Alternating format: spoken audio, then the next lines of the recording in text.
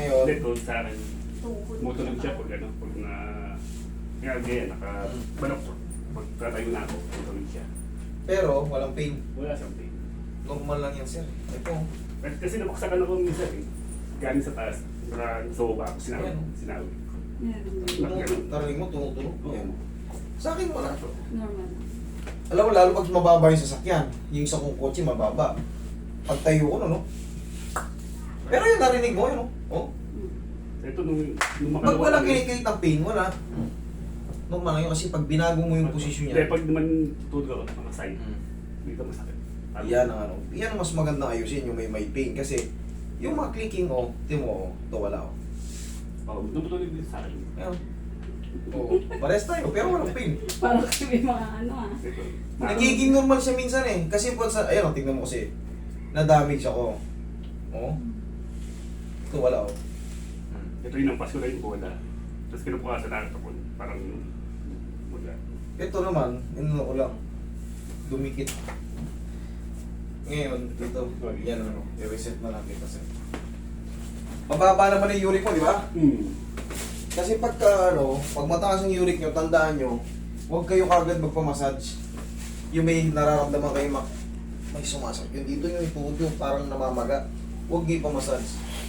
Ang sagot dyan muna, uminom muna kayo ng ano, anti-uric. Tapos, kontrolin nyo. Yung mga juicer na yun, sabi nyo, take nyo lang yun. Tapos, huwag kayong kumain talaga ng high protein. Red meat, malakas yan, laman loob, tuna. Sila, paborito nila, kari-kari.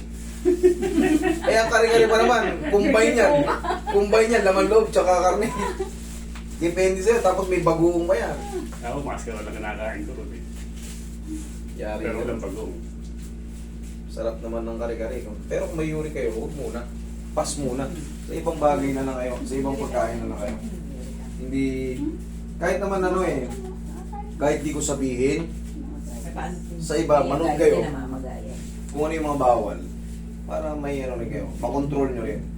Lalo kung may bukol-bukol na kayo, maawa kayo sa sarili nyo kasi hindi yan gaganin pag kumakain kayo ng ano.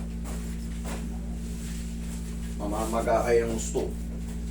Hanggang sa hindi na kayo makalakad, yung siko nyo bubukol, tuhod nyo may bukol sa likod.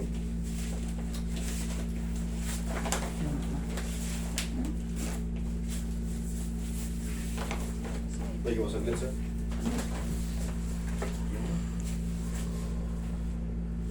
Yan, okay, di ka pataginin.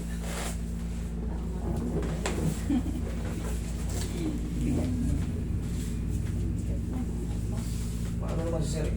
Pag naman hindi siya yung ano eh. Wala yung mga isang taba na ano eh. It.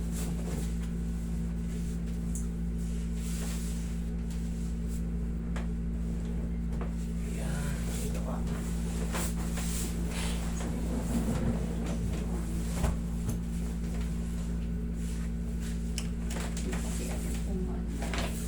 Ilang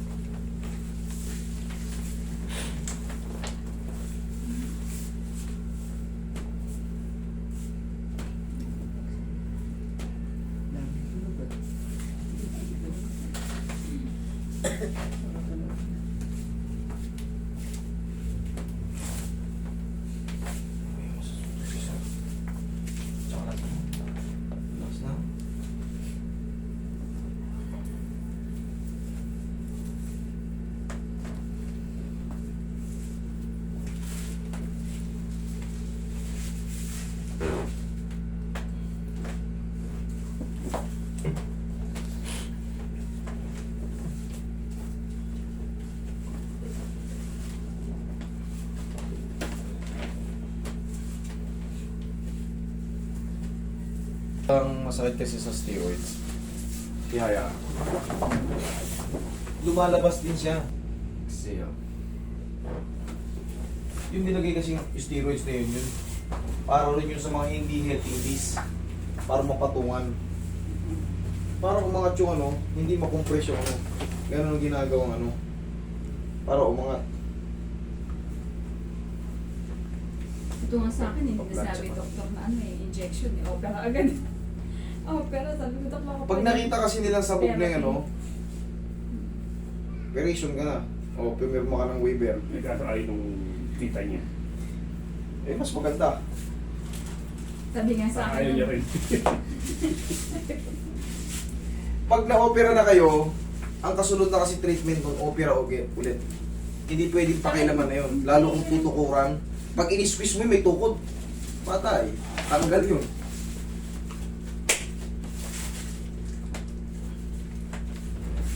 Hindi naman.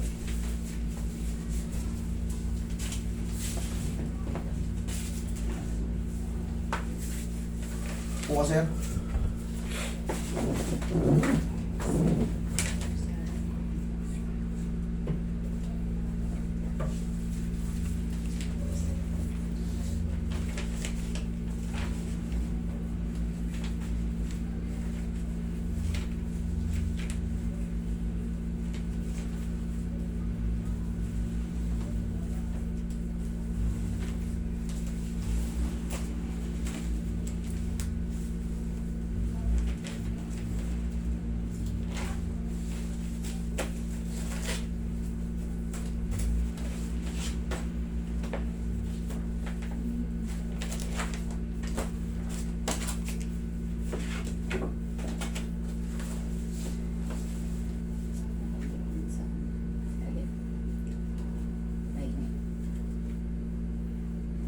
Para to sa mga ano, mga spasm, sumuso talaga, umiinit.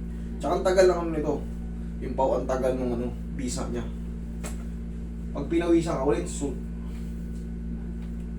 sumuso talaga.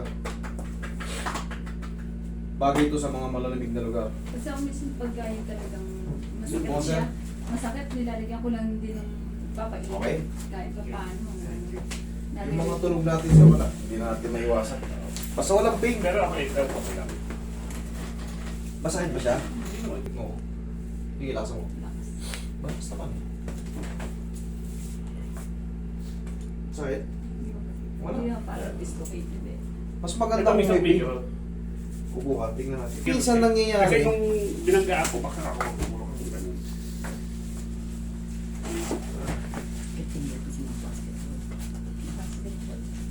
Kasi sabi nila ng ano, Minsan may picture na yun. Minsan ginahanato ko siya ng lugar. Minsan hindi masakit. Baka uric yan. Hindi. Sakit ba pa ganyan? Hindi mo. Yan. Okay. Okay. Tara na. Thank you so much sa inyo. Ito na eh.